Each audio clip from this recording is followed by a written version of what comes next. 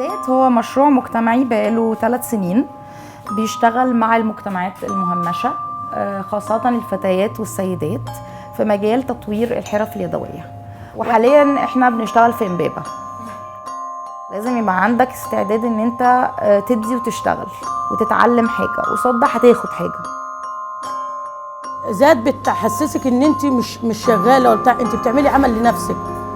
علمتك ان انت تقفي على رجلك، في تفاهم يودي فيه مشاركه، في تشاور بيننا وبين بعضينا، بتحسي ان العمل ده انت اللي قايمه بيه، شغلك انت، وعادت علينا برضو بعائد مادي بعد كده كويس.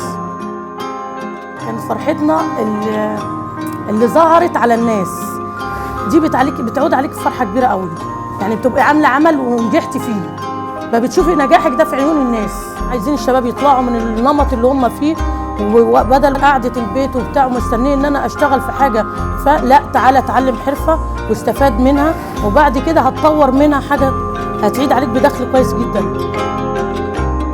احنا لما جينا ما كناش نعرف اي حاجه واتعلمنا، دلوقتي الحمد لله في اي حته ممكن نعمل اي حاجه.